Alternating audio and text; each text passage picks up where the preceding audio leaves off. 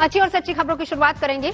बात सबसे पहले गुजरात में हो रही भारी बारिश की करते हैं। बीते कुछ दिनों से गुजरात में हो रही भारी बारिश से कई जिलों में बाढ़ जैसे हालात बने हुए हैं। खासकर सौराष्ट्र और दक्षिणी गुजरात के इलाकों में भारी बारिश के चलते जनजीवन पर काफी असर पड़ा है और इन इलाकों में जगह जगह लोगों को बाढ़ प्रभावित इलाकों से निकालने के लिए रेस्क्यू ऑपरेशन सरकारी एजेंसियों की तरफ से चलाए जा रहे हैं। मौसम विभाग ने दक्षिण गुजरात और सौराष्ट्र में भारी बारिश का अलर्ट जारी किया है, जिसके मद्देनजर सरकारी एजेंसियां भी हाई अलर्ट पर हैं।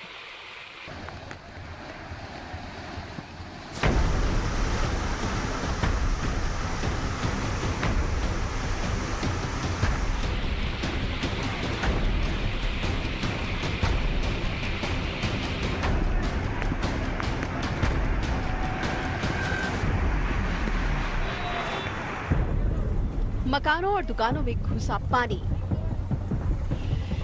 सड़कें भी डूबी, अंडरपास और मंदिर भी डूबे और तो और गांव और कस्बे भी टापू में तब्दील हो गए। बाढ़ जैसे ये हालात दक्षिण गुजरात और सौराष्ट्र के ज्यादातर जिलों में इन दिनों हैं। सूरत जैसे शहरों की रफ्तार तो भारी बारिश के कारण थम सी गई है। सड़कों पर जल भराव के कारण गाड़ियों और लोगों का चलना दूभर हो गया है। कई इलाकों में तो न बिजली आ रही है और न ही पानी की सप्लाई आ रही है। इन हालात को देखते हुए प्रभावित इलाकों से लोगों को निकालकर सुरक्षित जगहों पर शिफ्ट किया जा रहा है। तस्वीरें हम आपको दिखाने जा रहे हैं। ये मीठी खाड़ी इलाके की तस्वीरें हैं। आप देख सकते हैं हमारे पीछे कि किस तरह से यहाँ पर जलभराव हो चुका है।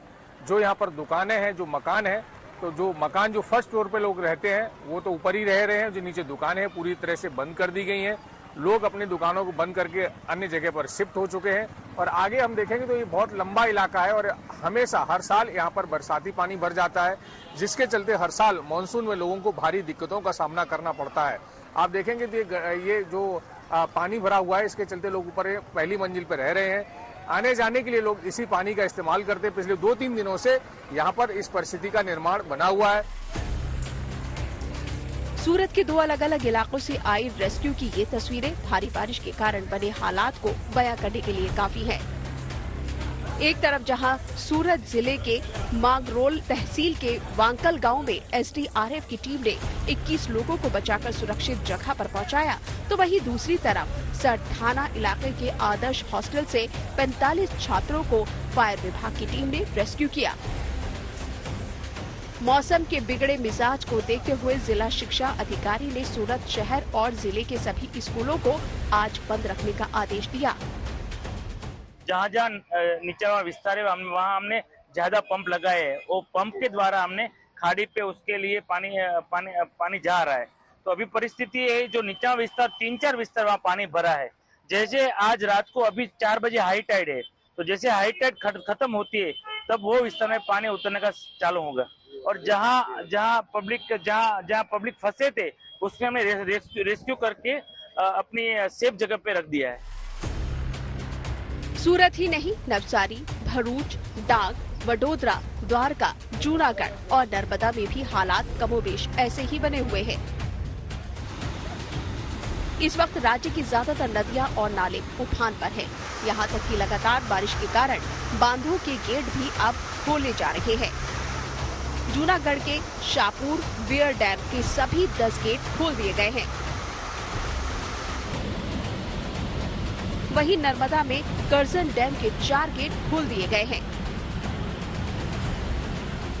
गुजरात के सौराष्ट्र में बीते 1 हफ्ते से जन सैलाब की स्थिति देखी जा रही है और इसी वजह से जो सामान्य जनजीवन है कई गांवों में अस्त व्यस्त और बेहाल हो चुका है। मैं अपने सहयोगी साजिद जी से कहूंगा कि मेरे पीछे की तरफ जो बांध है उसके शॉट भी आपको दिखाएंगे। फिलहाल मैं जूनागढ़ में मौजूद हूं और जूनागढ़ में सबसे बड़ी जो गांवों के लिए मुसीबत साबित हो जाती है हर साल, वही ओजत नदी का ये जल बहाव है। और ओजत नदी के ऊपर जूनागढ़ में बने हुए ओजत शाहपुर वियर डैम की ये तस्वीर है। खास करके इस डैम की बात करें तो जिस प्रकार से बीते 5 से 7 दिनों में लगातार बारिश हो रही है, उसकी वजह से सभी 10 जो दरवाजे हैं वो ओजत चापुरवियर डैम के खोल दिए गए हैं। गुजरात के नर्मदा में भी मूसलाधार बारिश हो रही है, जिसकी वजह से यहाँ पे नदियां और डैम उफान पे है। इस वक्त हम लोग करजन डैम पे हैं। आप तस्वीरों में देख पा रहे हैं कि करजन डैम है, जिसके 4 गेट खोल के 50,000 क्यूसेक पानी छोड़ा जा रहा है।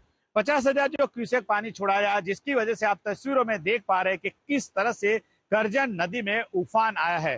दरअसल करजन नदी जो कैचमेंट का जो इलाका है, जहाँ पे भारी बारिश हुई है, जिसकी वजह से करजन डैम का जो लेवल है 109 मीटर पार कर गया है। दक्षिण गुजरात और सौराष्ट्र के लोगों को अभी इस भारी बारिश से राहत मिलने के आसार नहीं है, क्योंकि मौसम विभाग ने 25 जुलाई के लिए भी कई जिलों में रेड और ऑरेंज अलर्ट जारी किया हुआ है। आनंद डिस्ट्रिक्ट के लिए एक्सेप्शनल हैवी रेनफॉल की वार्निंग है और साथ में रेड अलर्ट जारी है। और इसके अलावा जो डिस्ट्रिक्ट है जहां पे एक्सट्रीमली हैवी रेनफॉल की वार्निंग और साथ में रेड अलर्ट जारी है, वो डिस्ट्रिक्ट है बड़ोदरा, छोटा उदयपुर, नर्मदा, भरूच, सूरत, नवसारी, वलसाड़, दमन और दादरा नगर हवेली डिस्ट्रिक्ट है, जहां पर एक्सट्रीमली हैवी रेनफॉल की वार्निंग है और साथ में रेड अलर्ट है। और जहां पर वेरी हैवी रेनफॉल की वार्निंग है, वो डिस्ट्रिक्ट है खेड़ा, अहमदाबाद, पंचमहल, दाहोद, महिसागर, डांग और तापी डिस्ट्रिक्ट शामिल है, जहां पर वेरी हेवी रेनफॉल की वार्निंग और साथ में ऑरेंज अलर्ट जारी है। और इसके अलावा जो डिस्ट्रिक्ट जहां पे हेवी रेनफॉल की वार्निंग और साथ में येलो अलर्ट जारी है, वो डिस्ट्रिक्ट है बनासकांठा, पाटन, महसाना, साबरकांठा, गांधीनगर, अरावली डिस्ट्रिक्ट शामिल है, जहां पर हेवी रेनफॉल की वार्निंग और साथ में येलो अलर्ट जारी है।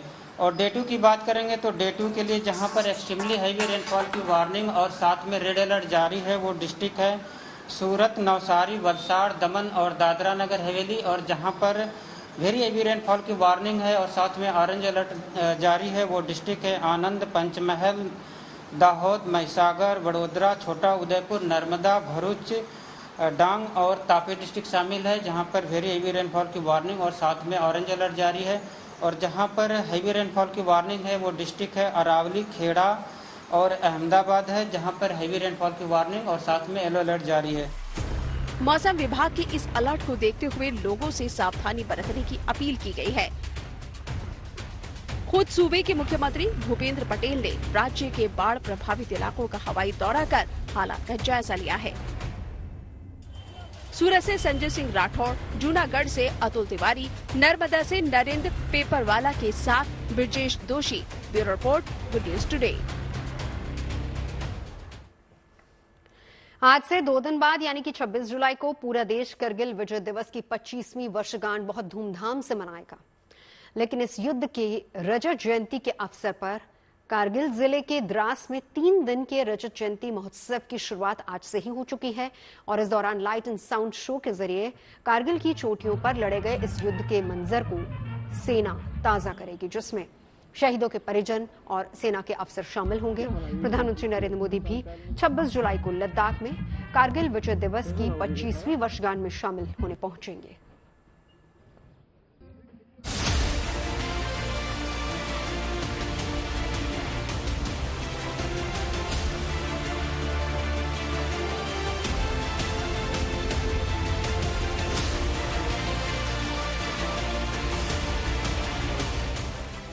कारगिल की इन ऊंची चोटियों पर आज भी भारतीय सेना के शौर्य और अदम्य साहस की कई निशानियां मौजूद हैं। 25 साल पहले इन्हीं चोटियों पर भीषण युद्ध लड़ा गया था, जिसमें भारतीय सेना के रणबांकुरों ने अपने चट्टानी हौसलों से पाकिस्तानी सेना को धूल चटा दी थी।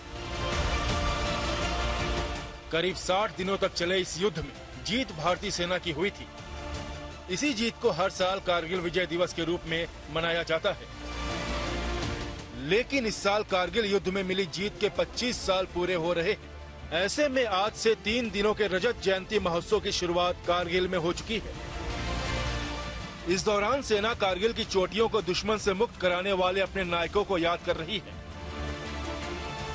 इस महोत्सव की खास बात यह है कि लाइट एंड साउंड शो के जरिए कारगिल युद्ध की शौर्य गाथा को यहाँ दिखाया जाएगा। मई से लेकर जुलाई तक इन्हीं चोटियों में, ये जो आप मेरे ठीक पीछे तिरंगा फहरता देख रहे हैं, ठीक इसके पीछे ये तोलोलिंग की पहाड़ी है। पहली जीत भारतीय सेना को 12 जून की रात यही मिली थी। लेकिन उससे पहले भारतीय सेना जिस पहाड़ी के ऊपर जाती वहीं पर ऊपर से भारी गोलीबारी होती। बड़े बड़े अधिकारी तो ये कह रहे थे कि आतंकवादियों की ये घुसपैठ है, लेकिन ये पाकिस्तान की सेना की घुसपैठ थी। और इस वीरता में, इस विजय में वो जो 155 मिलीमीटर तोप बोफोर्स हाउइट्जर्स, उनकी बहुत महत्वपूर्ण भूमिका इस विजय में रही है। 25 वर्ष उस विजय के, जिसे आज देश न केवल नम आंखों से बल्कि गर्व से मना रहा है। इस रजत जयंती महोत्सव में सेना के बड़े अफसर और युद्ध बलिदानियों के परिजन हिस्सा लेने के लिए कारगिल पहुंचे हैं। खुद प्रधानमंत्री नरेंद्र मोदी इस रजत जयंती महोत्सव में शामिल होने के लिए 26 जुलाई को द्रास पहुंचेंगे, जहां वो कारगिल युद्ध स्मारक जाएंगे और वॉल ऑफ फेम का भी दौरा करेंगे। इस दौरान पीएम मोदी कारगिल युद्ध के म्यूजियम भी जाएंगे। इसके बाद प्रधानमंत्री युद्ध में शहीद हुए जवानों की पत्नियों से बातचीत करेंगे। प्रधानमंत्री के यहाँ पर सेना के जवानों को संबोधित करने, यहाँ पर उन सभी शहीदों के नाम लिखे गए हैं जिन्होंने कारगिल युद्ध के दौरान अपने उच्चतम बलिदान दिया था, जो शहीद हुए थे इस जंग में। कारगिल की चोटियों को पाकिस्तानी सेना से वापस लेने के लिए साल 1999 में लड़े गए युद्ध में भारतीय सेना के 527 जवानों ने अपने प्राणों की आहुति दी थी, जबकि 1363 जवान घायल हुए थे। इस युद्ध में भारतीय सेना के सामने कई चुनौतियां थी, लेकिन इन चुनौतियों से सेना ने हार नहीं मानी और अपने पराक्रम का ऐसा परिचय दिया कि आज भी इन जाबाजों के शौर्य की कहानियां हमें गर्व महसूस करवाती हैं। कारगिल वॉर मेमोरियल से गौरव सावंत के साथ अशरफ वानी, गुड न्यूज टुडे।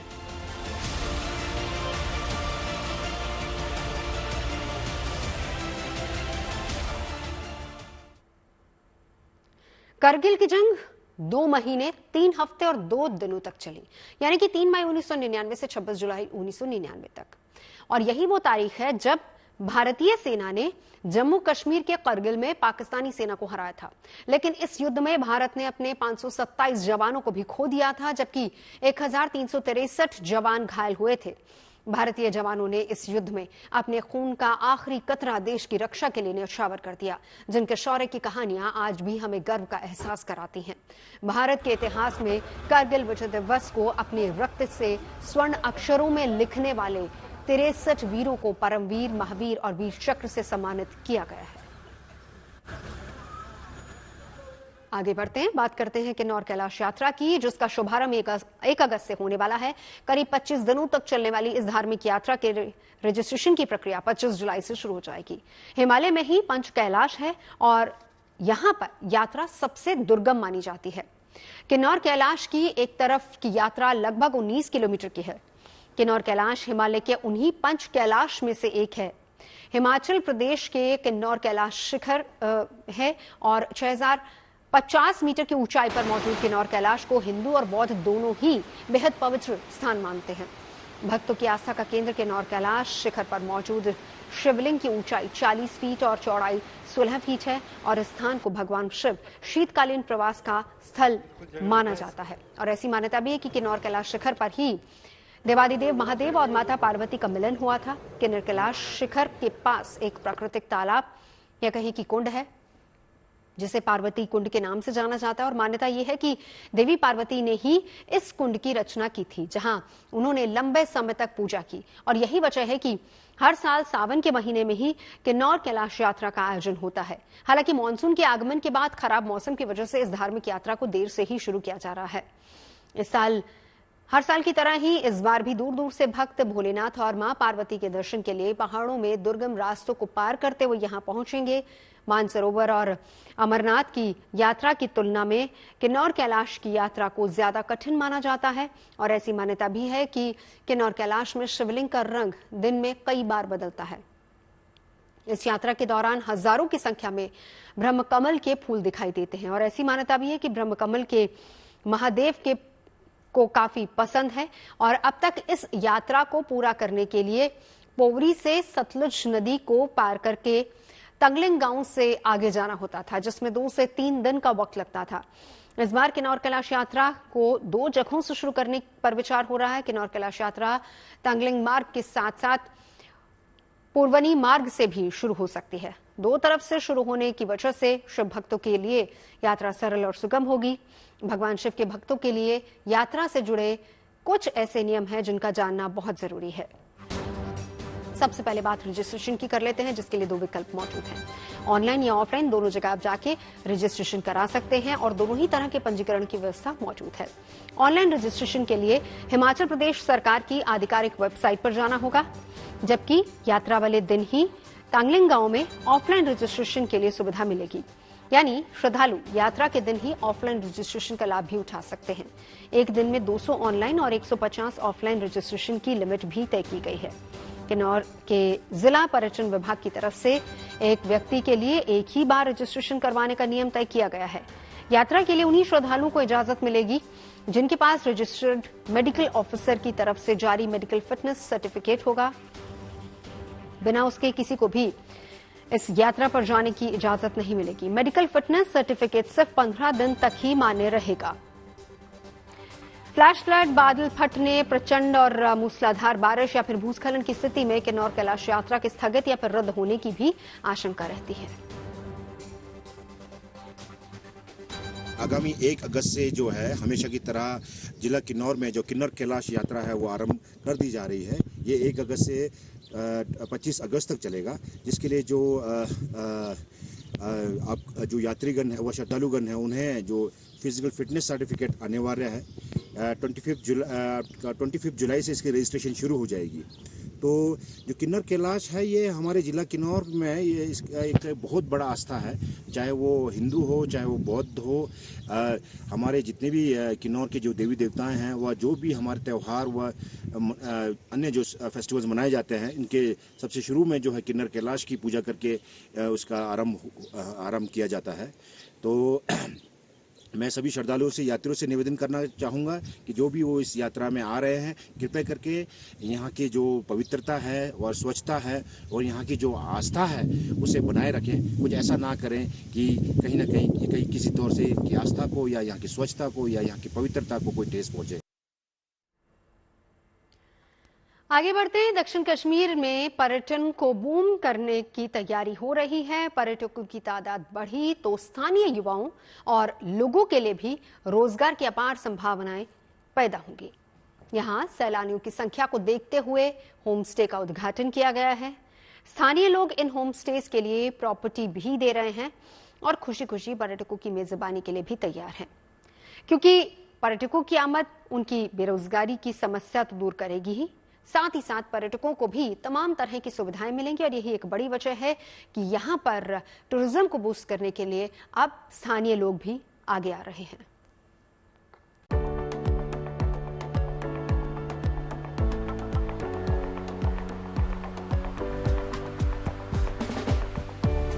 पर्यटन के मामले में कश्मीर अव्वल है। इस बार भी कश्मीर में रिकॉर्ड पर्यटक आ रहे हैं और बर्फ की वादियों का लुत्फ उठा रहे हैं।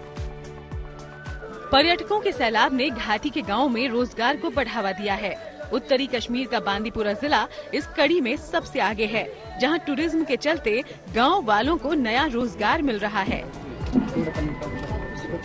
बांदीपुरा जिले में पर्यटकों की बाट को देखते हुए यहां होम स्टे की सुविधाओं का उद्घाटन हुआ। बांदीपुरा के डिप्टी कमिश्नर शकील उल रहमान खुद होम स्टे की सौगात देने पहुंचे। जिले में होम स्टे की शुरुआत होने से स्थानीय निवासी बेहद खुश हैं। इससे इस इलाके में बेरोजगारों को रोजगार मिलेगा। साथ ही वो वादा करते हैं कि टूरिस्ट को यहाँ कोई दिक्कत नहीं होगी। सिर्फ कोयल मुकाम के होम स्टेज का इनॉग्रेशन नहीं है, बल्कि पूरे डिस्ट्रिक्ट का है, गुरेज का है, जुर्मज वगैरह जो भी हमारे होम स्टेज है यहाँ रजिस्टर्ड, तो उनका ये आज इनॉग्रेशन है। लोकेशन ये चुनी गई है क्योंकि यहाँ हमारा जो है डुमगली का ट्रैक है, यहाँ से नचनी है, कैथसन है, छंदजी है, यहाँ से दलवा का टॉप है, तो ये डना है। तो यहाँ हमारे सारे ऐसे प्लेसेस है जिसको हम प्रमोट कर सकते हैं। टूरिज्म रिसर्चर का कहना है कि होम स्टे की सुविधा मिलने से यहां आ रहे पर्यटकों के लिए ठहरने का इंतजाम होगा और खाने पीने की समस्या का भी समाधान होगा, जिससे टूरिस्ट फ्लो में इजाफा होगा। ये बहुत बड़ी बात है डिस्ट्रिक्ट बांदीपुरा के लिए। जो ऑफिशियली इनॉग्रेशन हुई, जिसपे हमारे डिप्टी कमिश्नर बांडीपुरा शकील उर रहमान सर वो खुद उन्होंने यहाँ पे इनॉग्रेशन की होम स्टे की। और ये बहुत बड़ी अचीवमेंट है डिस्ट्रिक्ट बांडीपुरा के लिए, क्योंकि पहले जब यहाँ पे टूरिस्ट आते थे, क्योंकि यहाँ सामने वलर लेक है और इसके बैकग्राउंड में कई सारी मिडोज हैं जिनमें काफी ज्यादा टूरिज्म पोटेंशियल है। खास बात यह है कि पर्यटकों की मेजबानी के लिए यहाँ के स्थानीय लोगों ने अपने घर और संपत्ति होम स्टे के रूप में इन्वेस्ट कर दी है, इसलिए उनके लिए यहाँ रोजगार के मौके भी बढ़े हैं। अशरफ वानी, बांदीपुरा, गुड न्यूज टुडे।